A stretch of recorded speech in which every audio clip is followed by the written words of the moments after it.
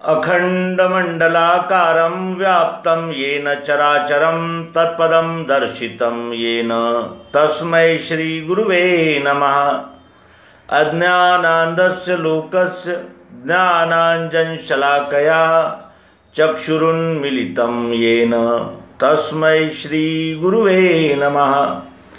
अध्यात्म विश्व विज्ञान यूट्यूब चैनल पर उपस्थित सभी भाई बहनों का हार्दिक स्वागत समादर करते हैं। मित्रों, श्रीमद् भगवत गीतोपनिषद के संक्षिप्त स्वरूप गीतामृत सार का हम प्राशन कर रहे हैं। इस गीतामृत सार को जिन्होंने प्रस्तुत किया है वे सद्गुरु भगवान श्री मायानंद जी चैतन्य। इन्होंने दिव्य दृष्टि नामक एक छोटी सी पुस्तिका प्रकाशित की है। इस पुस्तिका में एक युक्ति दी गई है, जिस युक्ति से हमें विश्वरूप परमात्मा का प्रत्यक्ष यथार्थ दर्शन होता है। और इसके अनंतर एक सर्वांग योग नाम की एक छोटी सी पुस्तिका उन्होंने प्रकाशित की, जिसमें विश्वरूप परमात्मा का दर्शन करने की विधि, युक्ति, प्रयोग प्रस्तुत किया गया है। हम सभी गीतामृत सार को प्राशन करने से पहले सर्वांग योग युक्ति अपनाएं, आत्मसात करेंगे। सर्वांग योग युक्ति हाथ आते ही श्रीमद् भगवत गीता और श्रीमद् भगवत गीता से संबंधित सभी सिद्धांत हमारे सामने खुले हो जाते हैं और हम उन सिद्धांतों को प्रत्यक्ष अनुभव की दृष्टि से जानने लगते हैं। अनुभव ही श्रेष्ठ होता है, शब्दों से अनुभव श्रेष्ठ होता है। और अनुभव में भी वो अनुभव अत्यंत श्रेष्ठ होता है जो यानी जिसे कहते हैं कि जिसके सभी अंगों का जिन्होंने बारीकी से अभ्यास किया है, ठोक बजाकर जान लिया है, ऐसे लोगों का तो अत्यंत ही यानी हमें सहयोग प्राप्त होता है जो वहाँ पहुँच चुके हैं। और सद्गुरु भगवान से बड़ा दानी, सद्गुरु भगवान से बड़ा कोई हमारा कल्याणकारी इस विश्व में कोई नहीं हो सकता, क्योंकि वो उस पद पर ले जाकर बिठाते हैं जिस पद पर बैठने से हमारे सभी संशय भ्रमों का निपटारा हो जाता है और हमें स्थायी समाधान प्राप्त होता है और हमारा जो आगे का प्रवास है वो भी कल्याण और जिसे कहते हैं कि श्रेय के मार्ग से होने लगता है। आइए श्रीमद् भगवत गीतोपनिषद के संक्षिप्त स्वरूप गीतामृत सार का 6वां अध्याय आत्म संयम योग जाने, आत्मसात करें। कर्म निज करे न फल चाहे, उसे समझना सन्यासी और योगी सच्चा है। जिसे निश्चय की इच्छा है, चित्त शुद्धि के हेतु से निज कर्म ही साधन है। वस्तु निश्चय जब होता है, ऐसे योगारूढ़ पुरुष में शम रह जाता है। उसे फिर सब मेरे में है, मैं ही सब में पूर्ण भरा हूँ, यही दिखता है। कर्मी तापस ज्ञानी से योगी ही है श्रेष्ठ, तथापि इन सब में मुझे अनन्य भक्त ही इष्ट। वही तू बन के देख बाहर, सुख दुख का संकल्प मिले नहीं ढूंढे कहीं उधार। ओ संतो गीतामृत सार, अर्थ प्रेम से पिए उसे, नहीं जन्म मरण संसार। कर्म निज करे न फल चाहे, उसे समझना सन्यासी और योगी सच्चा है।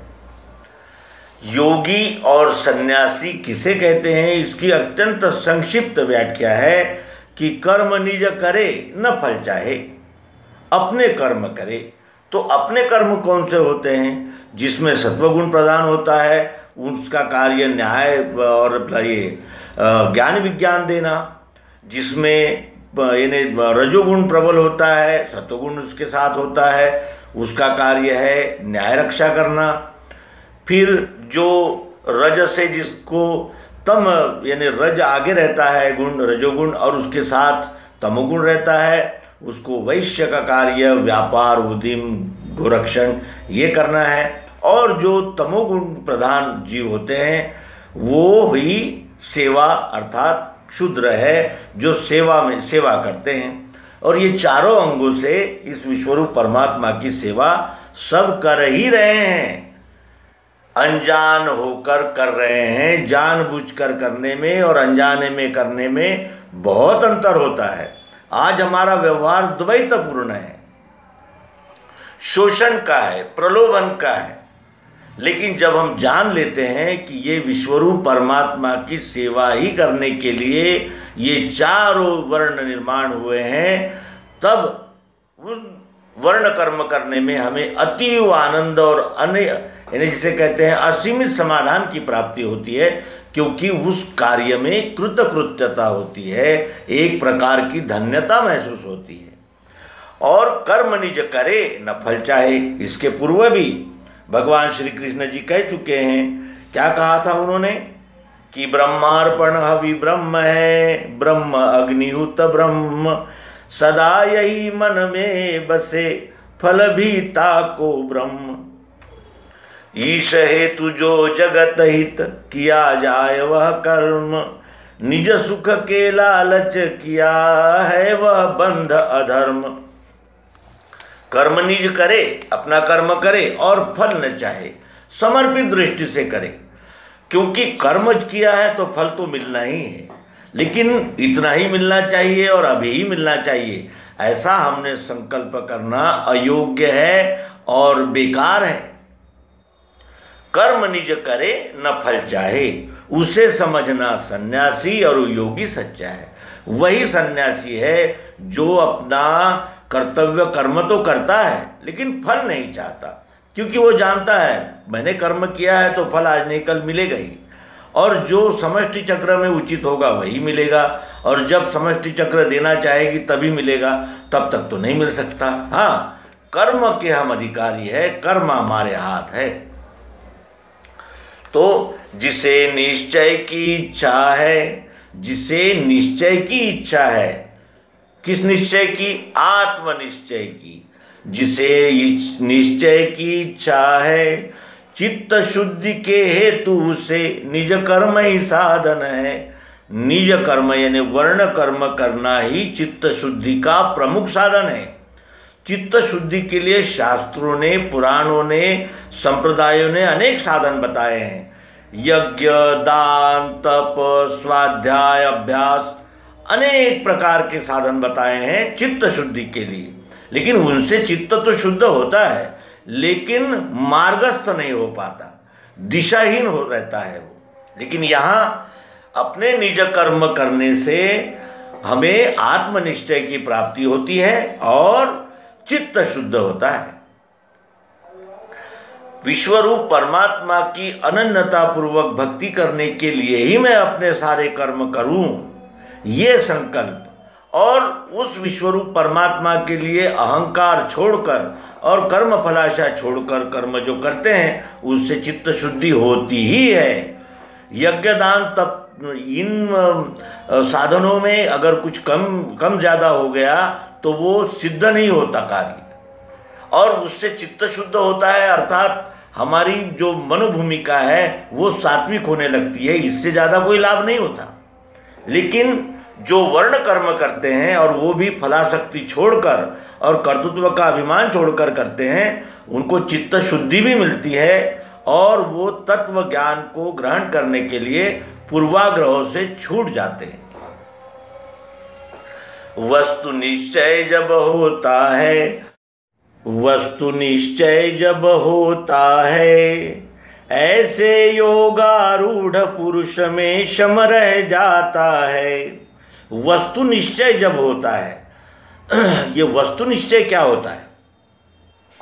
जैसे मैं इन संपूर्ण कान, आँख, नाक, मुंह, हाथ, पैर, इन सब साधनों से एक वस्तु स्वानंद बनाऊं है, उसी तरह पृथ्वी, जल, अग्नि, वायु, आकाश सत्वगुण, रजोगुण, तमोगुण और चाहत, जरूरत, प्रियत्व, मिठास रूप निर्गुण भाव, इन दोनों भावों का लय इस विश्वरूप परमात्मा में होता है। विश्वरूप परमात्मा कहते ही इसमें कण कण सभी का समावेश हो जाता है और उसे एक नाम मिल जाता है, विश्व। विश्व यही एक वस्तु है और ये ऐसा हमारा जब निश्चय हो जाता है, क्योंकि हम अध्यात्म विज्ञान के प्रयोग के द्वारा जान लेते हैं कि यहाँ का एक एक कण भी दूसरे कण से अलग नहीं है। जो पृथ्वी, जल, अग्नि, वायु, आकाश से बने हैं वो जड़ है, चेतन है, चलायमान है, स्थिर है, स्थावर है, जंगम है, सब एक मिट्टी के सभी भांडे। ये हमें उस प्रयोग से अनुभव हो जाता है, क्योंकि वो प्रयोग सद्गुरु द्वारा प्रदत्त सर्वांग योग युक्ति होती है और उस युक्ति को प्राप्त करने पर वस्तु निश्चय जब होता है, ऐसे योगारूढ़ पुरुष में शम रह जाता है। जिसे वस्तु का निश्चय हो जाता है, ऐसे उस समत्व योग को प्राप्त, उस समत्व योग पर आरूढ़ पुरुष में शम रह जाता है। कुछ नहीं रहता उसमें, केवल शम रहता है। शम किसे कहते हैं? शमन का अर्थ होता है यानी जिसे नियंत्रित करना। शम, दम यानी दबाव देना, लेकिन शम यानी नियंत्रित करना। और उस नियंत्रण को आत्म यानी जिसे कहते हैं आत्मबोध के द्वारा नियंत्रित करनी है। कोई हठ योग की तरह उसे पीड़ा पहुंचाकर नहीं, तो उसे समझा कर। तो इस तरह ऐसे योगारूढ़ पुरुष में शम रह जाता है, उसे फिर सब मेरे में है। उसे फिर ये ध्यान में आता है कि सब कुछ मुझ में ही है, मुझ विश्वरूप परमात्मा में ही सब कुछ है। क्योंकि पृथ्वी, जल, अग्नि, आकाश, वायु, सतोगुण, रजोगुण, तमोगुण जो हमारा स्वभाव होता है, और चाह, जरूरत, प्रियत्व यहाँ भी है, यहाँ भी है, यहाँ है, यहाँ है, यहाँ है, चारों ओर। और इन दोनों को अलग किया ही नहीं जा सकता। आकार से निराकार चाह, जरूरत, प्रियत्व, मिठास अलग हो ही नहीं सकती। इस प्रकार योगारूढ़ पुरुष को ये पता होता है कि सब मेरे में है, मैं भी विश्वरूप ही हूँ और यहाँ का एक कण भी विश्वरूप ही है। केवल कुछ लोग जानते हैं, कुछ लोग नहीं जानते। मैं ही सब में पूर्ण भरा हूँ यही दिखता है, और सब मेरे में है ये दिखता है, और सब में मैं ही पूर्ण भरा हूँ यही दिखता है। अग्नि, कितनी आंखें, कितनी प्रकार की आंखें, कितनी प्रकार के यानी नाक, कितने प्रकार के कान, कितने प्रकार के पेट, हाथ। ये बोध भगवान श्री कृष्ण जी ने अर्जुन को 11वें अध्याय में दिया कि देख ले मेरे कितने पेट, कितने मुख, कितनी आंखें। और इस तरह मैं ही सब में पूर्ण भरा हूँ यही दिखता है। कर्मी तापस ज्ञानी से योगी ही है श्रेष्ठ। कर्मी यानी सत्कर्म में लगे हुए, तापस यानी तप करने वाले, हाँ यानी जिसे कहते हैं कि अनेक प्रकार के तप होते हैं, तपों के अनेक प्रकार है। तप कहते हैं तत्व की पहचान करना, इसे वास्तव में तप कहते हैं। लेकिन तप उसे भी कहते हैं जो हम परिश्रम करते हैं किसी साध्य को प्राप्त करने के लिए। और ज्ञानी किसे कहते हैं? जो जानकारी रखता है, जो जानता है, उसे ज्ञानी कहते हैं। इन सभी से योगी ही है श्रेष्ठ, जिसने विश्वरूप परमात्मा के साथ अपना योग कर लिया है, वह इन सबसे श्रेष्ठ है। क्योंकि वही अनन्य भक्ति में प्रवृत्त होता है और अपना स्वर्ण का कर्म वो समर्पित भाव से कर पाता है। कर्मी तापस ज्ञानी से योगी ही है श्रेष्ठ, तथापि इन सब में मुझे अनन्य भक्त ही इष्ट। लेकिन इन सब में मुझे अनन्य भक्त जो है वो श्रेष्ठ है। क्यों? क्योंकि अब वो यानी सेवा में लग गया है, अनन्यता पूर्वक इस विश्वरूप परमात्मा की सेवा में वो जुट गया है, लग गया है। वो मुझे इष्ट लगता है, वो सबसे श्रेष्ठ मानता हूं मैं अर्जुन। वही तू बन के देख बाहर, और वही बन के तू देख ले। क्यों? क्योंकि इसी में संपूर्ण यानी संशयों का समन्वय हो जाता है। जो योग की भूमिका से कार्य करता है वो क्या हो जाता है, उसका व्यष्टि अहंकार समाप्त हो जाता है, फलेच्छा समाप्त हो जाती है, जिससे उसे असमाधान होने की कोई बात ही नहीं रहती उसमें। और फिर वो विश्व भूमिका से जब कार्य करता, अनन्यता पूर्वक जब कार्य करता है, तो उसमें त्रुटियां भी नहीं रहती और द्वैत का भाव भी नहीं रहता। इस तरह वो विश्वरूप परमात्मा को समर्पित ऐसा उसका कार्य हो जाता है। वही तू बन के देख बाहर, सुख दुख का संकल्प मिले नहीं, ढूंढे कहीं उधार। और वही तू देख बनकर उसी भूमिका में स्थित होकर कर्म करके देख बाहर, यानी सदैव आनंद प्रसन्नता, क्योंकि ये स्थायी समाधान साथ जुड़ जाता है कि मैं और ये विश्व अलग अलग नहीं है। मैंने किया हुआ सभी कर्म विश्वरूप परमात्मा को ही समर्पित हो, इस अनन्य भूमिका से वो कार्य करता है। और फिर सुख दुख का संकल्प मिले नहीं, ढूंढे कहीं उधार। सुख दुख कब होता है हमें? जब हम व्यष्टि भूमिका से इस जगत के साथ व्यवहार करते हैं तो आशा रख लेते हैं। आशा पूरी हुई तो सुख, आशा पूरी नहीं हुई तो दुख। मन के अनुकूल हुआ तो सुख, मन के प्रतिकूल हुआ तो दुख। ये कब होता है? जब हम व्यष्टि भूमिका में स्थित होते हैं। जब हम समष्टि भूमिका के साथ एकाकार हो जाते हैं तो फिर हमारा द्वंद्व भी समाप्त हो जाता है और सुख दुख का जो ये हिंडोला है उसको भी विराम लग जाता है। तो इस तरह हमने आत्म संयम योग नाम का श्रीमद् भगवद गीता के संक्षिप्त स्वरूप गीता अमृतसार का 6ठा अध्याय आत्म संयम योग प्राशन किया। आत्म संयम योग को आत्मसात करके हम उस भूमिका की ओर जा रहे हैं जहाँ ये नर नारायण हो जाता है। ये विश्वरूप परमात्मा का एक घटक, एक कण विश्वरूप परमात्मा में समर्पित हो जाता है। इसीलिए भगवान शुरू में ही कहते हैं कि सुनहु संतो गीतामृत सार, अर्थ प्रेम से पिए उसे, नहीं जन्म मरण संसार। नर्मदे।